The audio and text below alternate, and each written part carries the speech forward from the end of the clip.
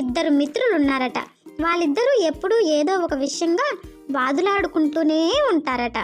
ఆ ఊరి వాళ్లకు వీరి గోల తెలిసినా పెద్దగా పట్టించుకునేవారేమీ కాదట. ఇక ఆ ఊరికి కొత్తగా ఒక ఆసామి వచ్చాడు.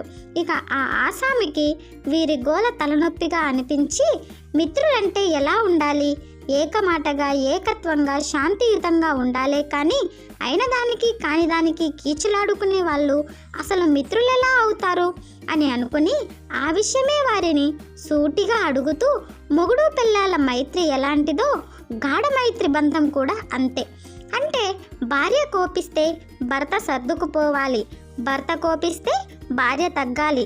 అప్పుడే ఆ సంసారం రచ్చకెక్కకుండా ఉంటుంది. స్నేహితం కూడా అంతే, అలానే ఉండాలి తెలుసా అని సలహా ఇచ్చాడట.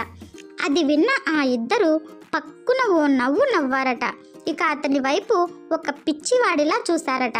అప్పుడు ఆ ఇద్దరూ అతనితో ఇలా చెప్పారంట, చూడు, ఒక్క మనిషి తన 100 తరాల బాగుకై పరితపిస్తున్నప్పుడు ఇద్దరు మనుషులం కలిస్తే గొడవ కాక ఏమవుతుంది?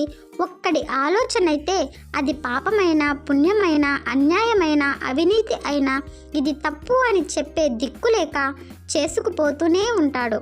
కానీ మంచి చెడు అని 2 పదాలు ఉన్నట్లు మేమిద్దరం ఉన్నాము. కాబట్టే ఏది మంచి ఏది చెడు అనేది ఆలోచించి చేసే విషయంలోనే మేము కీచులాడుకుంటామే కానీ మరొకటి కాదు అన్నారట. అది విన్న ఆ పెద్ద మనిషి, మీరు చెప్పేది నాకు అర్థం కావటం లేదు, కొంచెం విపులంగా చెప్పండి అని అడగగా అప్పుడు ఆ ఇద్దరు, ఇందులో అర్థమయ్యేలా చెప్పేదేముంది బాబుగారు, నంగిలా నిమ్మనంగా ఉండి గోతులు తవ్వే వారి వలన సమాజానికి హాని, అంతేకాని కల్మషం లేకుండా గలగలా సెలయేరులా గోల చేసే మా వల్ల ఎవరికీ హాని ఉండదు, ఏమంటారు అని అడిగారట. ఇక ఆ విషయం నిజమేననిపించిన ఆ ఆసామి తన దారిన తాను వెళ్ళిపోయాడట. ఓకే ఫ్రెండ్స్, కథ నచ్చినట్టయితే ప్లీజ్ లైక్ చేయండి, సబ్స్క్రైబ్ చేసుకోవడం మర్చిపోవద్దు. Thanks for watching, bye.